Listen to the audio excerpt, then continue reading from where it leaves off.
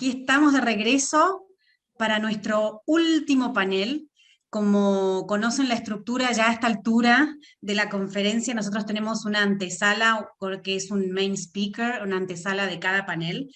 Este último panel que nos convoca es sobre educación ambiental, la naturaleza como espacio de aprendizaje. La antesala correspondiente es una charla magistral que nos va a dar Peter Higgins. Pete es profesor de educación al aire libre, medioambiental y de sostenibilidad de la Universidad de Edimburgo. Tiene una cátedra personal, que es la Cátedra de Educación Ambiental y Sostenibilidad al Aire Libre. Y también es director del Centro Regional de la Universidad de las Naciones Unidas para la Educación para el Desarrollo Sostenible en Escocia, y director de la Academia de la Global Environment and Society Academy. Entonces, sin más, los dejo con estas palabras de Pete Higgins antes de pasar al panel en vivo. Adelante. Thank you very much for the invitation to join the conference. As you can see, the title I'm working to is Nature as a Learning Space and its Significance in Environmental Education. This is a theme that's very close to my heart. I've spent many years working in this area, and I hope to give you some ideas and some thoughts to stimulate ways in which you might develop opportunities for people to learn in and with and for nature. The first thing I want to talk about is, why is nature important anyway? We very easily ignore nature, but if I pose you this question, well, it's not even a question, it's asking you what question you might have for an answer of 4 minutes. It might indicate why nature is so important. So if you think about it, 4 minutes, what's the question? Well, it could be, how long does it take to boil an egg? But actually, it's not what I have in mind. What I have in mind is this: holding your breath. If you try to hold your breath for more than 4 minutes, you'll be much better than I am if you succeed. Without oxygen, we die within about 4 minutes. And yet, where does that oxygen come from? Well, the truth is, it comes from leaves. It comes from leaves on land, all the plants we see around us, and from our oceans. And the great Scots philosopher Patrick Geddes said, "By leaves we live." And you can see here, you know, it's a green world with animals comparatively few, all dependent upon the leaves. And of course, the leaves provide our harvests. In a way, if you think about the air we breathe, the water we drink, and the food we eat, all of that comes from nature. So it's perfectly right to say, I was made from the cosmos, as we all were, and we are nature. I am nature. Now, a sophisticated way of saying this is, I am biogeochemical cycles. Bio, the natural world; geo, rocks, chemicals. And one of these that I'm particularly interested in, and I'm sure we all are at the moment, is the carbon cycle. We talk a great deal about carbon dioxide increasing in the atmosphere. Now, this is the only graph I'm going to show you, but it's a really important one, and I love it. You can see here, during the last 5 years, the way in which carbon dioxide is increased in the atmosphere, the very thing that people are talking about in the Glasgow conference at the moment. The red line shows the peaks and troughs as we go from one year to the next. The high points of carbon dioxide are in the winter, and the low points are in the summers throughout. Now, atmospheric carbon dioxide is increasing all the time, it's rising every year, but also this tells you that our planet is breathing as well as us. By breathing, what I mean is that during the summer, plants grow very actively, particularly in the northern hemisphere, where they're dominant on the land. These plants absorb carbon dioxide and they produce the oxygen we breathe. Now, in the winter, the plants in the northern hemisphere, not so in the southern hemisphere, lose all their leaves. They're doing it here right now in Scotland. And that means the planet is essentially not able to be absorbing carbon dioxide so much in the winter as it does in the summer. So this is a profoundly important graph. It tells us that our planet is breathing.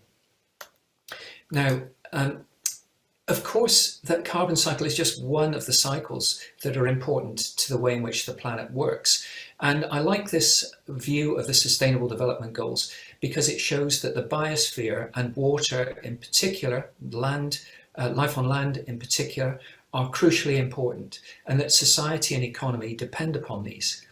Now, we have the sense that the economy is what's most important very often, and that dominates much of political thinking. Also, society is clearly important, but actually without the fundamentals, without nature, the rest wouldn't survive. Now, if you look at this figure, this was sent me by a friend recently, and it was to note that, of course, we're very concerned about COVID, understandably, and we're also concerned about economic recession. We are going to have enormous debts to pay as a result of COVID. But behind this, the next big tsunami wave is climate change. But behind that, biodiversity collapse. These two issues are fundamental, and they are not necessarily separate. If you think about nature as climate and climate as nature, you start to get the sense in which, as I've described, nature has a strong relationship with our climate. There's much more to biodiversity, to nature than that. As David Attenborough, the great naturalist and broadcaster, has said, the only way out of our current climate crisis is to rewild the world. And the term that's used increasingly is that we need to have nature-rich climate solutions, whether that be forests, mangroves, oceans, or peatlands. This is what will absorb about 30% of all the carbon dioxide that's now in the atmosphere, if we get it right. And of course, we all have a role in this. So why do we not value nature more? Maybe we're just simply disconnected from it. We don't quite understand its significance. And I think that's where nature education is really important. So moving on, why is nature education important? Well, if you think about the way things were back in the day, we were connected to the natural world. You would not need to tell anyone from 100, 200 years ago, particularly in indigenous cultures, the importance of nature. They would know. We were educated. We grew up in nature, but that isn't the case now because we do not directly depend upon it. The world of education has changed enormously. This is a cartoon from the year 1910 by a French artist. And to me, it was actually visionary because he was suggesting that actually we didn't really need teachers anymore. We just got information through the books being transferred straight into our heads through these headphones. Actually, a lot of online learning is what young people have had to experience over the last year and a half because of COVID. And so we have an assumption that learning takes place indoors. And it's therefore harder to make the case that we need to educate outdoors.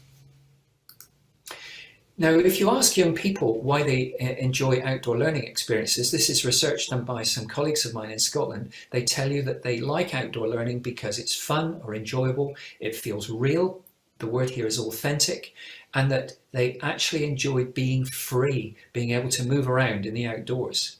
So in other words, the way in which three dimensions interact, the place, the activity, and the social aspect. Now, if you map those onto a philosophical model of outdoor learning, one that we developed here many years ago, it's about activity, place, and people, just what these young people said. And it was a great sense of satisfaction to us that the model we've been using was justified by these young people in this research. And so if you take particularly the one we're interested in today, the green area, environmental and sustainability education, that relates to place. And within that, we can do studies of ecology, biodiversity, all sorts of planetary systems, as I said. We can start to understand our local area, the cultural landscape, and we can start to develop forms of tourism associated with this. Sustainability is crucially important in this area as well. So outdoor learning here is about being in, learning about, through, and for the natural world.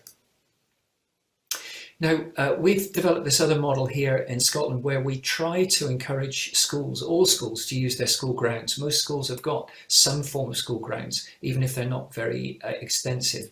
And then as the young people develop their understanding in the school grounds, to go farther afield to local neighbourhoods, to go on day excursions, and then maybe overnight on residentials.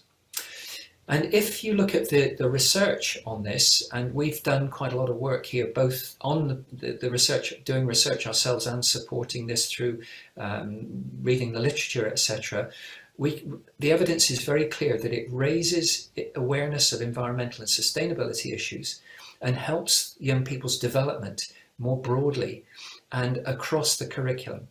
And I'll give you a bit more information on that in a while. Some of the research is indicated here. There's lots of it. I don't need you to look at this in any detail. It's just to say there is lots. One little book that you might find useful if you're a teacher is this Learning Outside the Classroom book, which you can get online. I was involved in writing it, but this isn't really a plug for it. It's just to say we wrote it specifically to help teachers in the outdoors. So lots of research evidence. In summary, my colleague Beth Christie and I concluded that outdoor learning can help young people engage with biodiversity, nature, and understand and care about complex issues. And complex issues are actually very difficult to deal with educationally, and the outdoors provides a forum for doing this. So moving on to the link between nature and learning for sustainability then. So in Scotland now we have a policy on learning for sustainability, and this is a slight diversion from the main theme, but I want you to know that we have this entitlement for all learners in learning for sustainability, that all teachers have to address it. Every school has to have a policy approach to it. It's linked to the UN SDGs and it's integrated with academic subjects and inspections. Now this was a long process of embedding this, but we got there in the end through these reports, and it is Scottish Government policy. Now, why am I mentioning that? Well, because it isn't just about sustainability as often people think about it, understanding the issues I was talking about earlier about climate change and so on. It's about building values, attitudes, knowledge, skills and confidence to help young people to take decisions which are compatible with a sustainable future. And you can see here we've linked ESD, Education for Sustainable Development, with global citizenship, caring about people in other parts of the world, and outdoor learning. Why did we include outdoor learning? Well, because the research evidence is very clear that it's effective.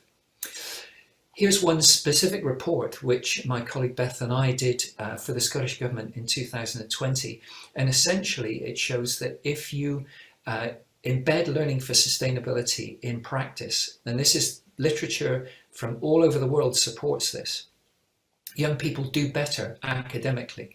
In particular, it helps them to understand these complex interdisciplinary issues.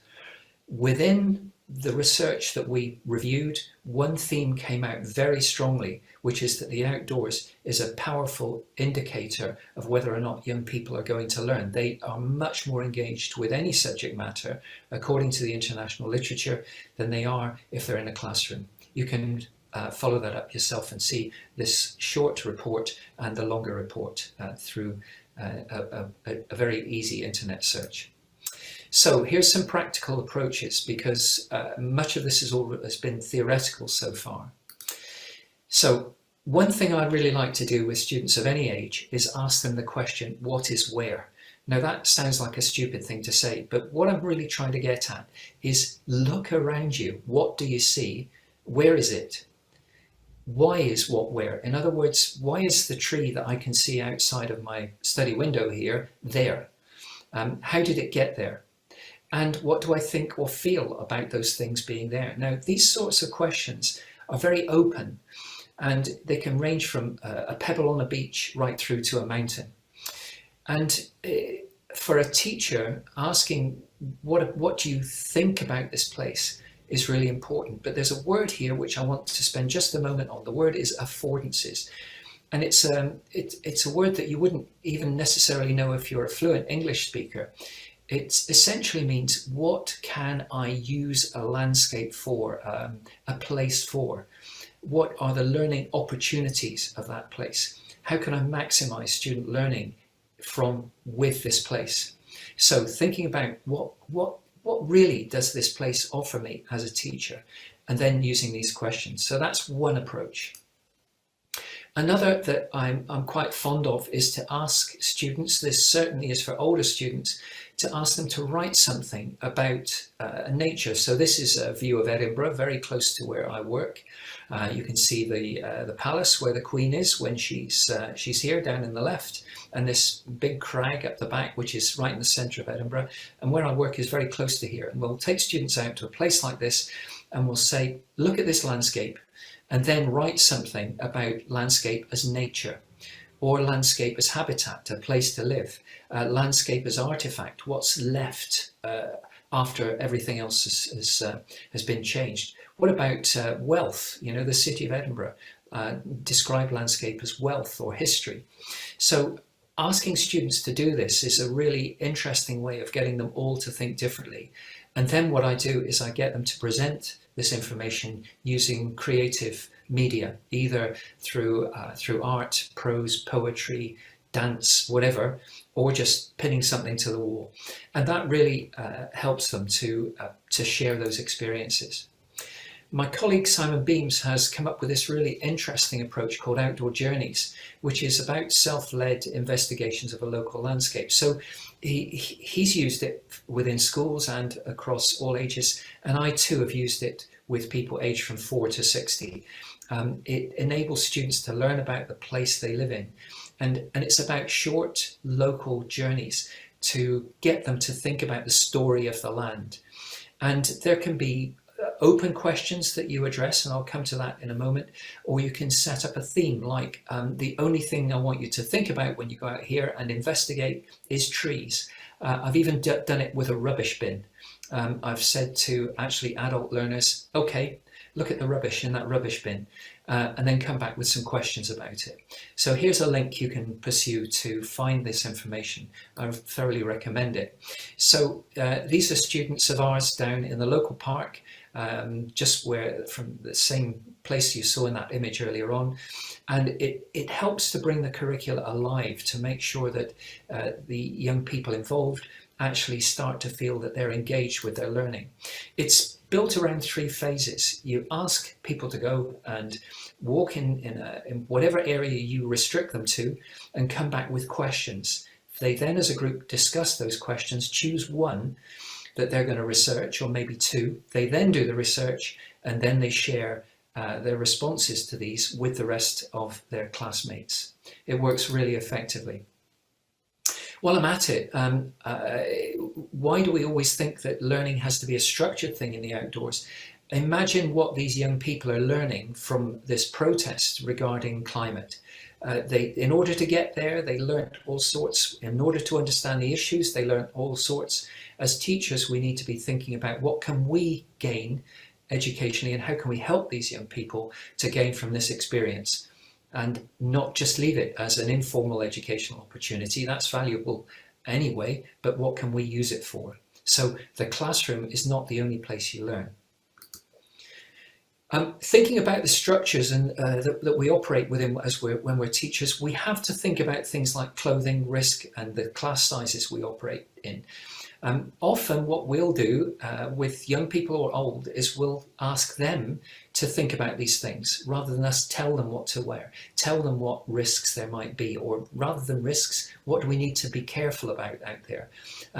What sort of numbers are right for us to go outdoors?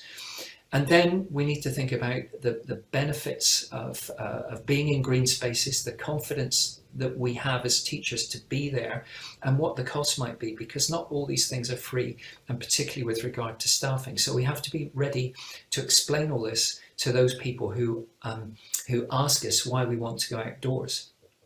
And in passing, when people actually ask me, well, you know, can you justify going outdoors? I ask them, can you justify having children learn indoors? Because if you don't explain that to me, why would I need to explain to you why children should learn outdoors, or adults for that matter?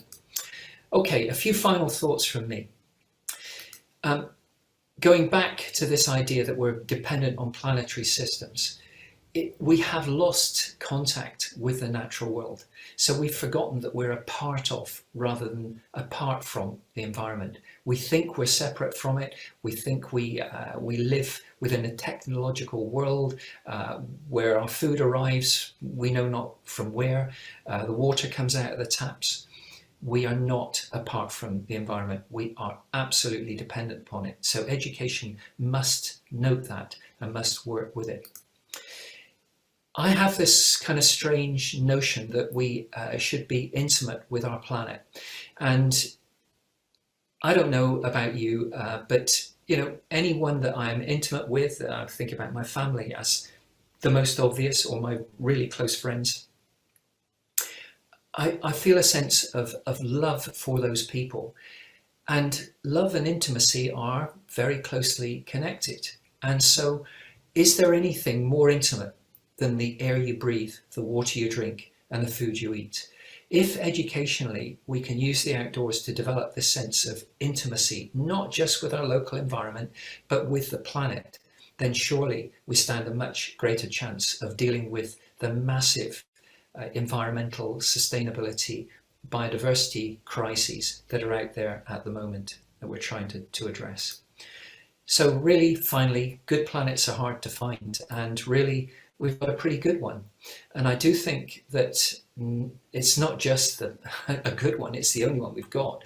And that through nature education, we should have a really good way of encouraging the people that we work with, the learners we work with, to take care of and feel that they are part of this planet, and therefore can make a positive contribution to their own futures and those of the rest of us. Thank you for that. I hope this has been of use.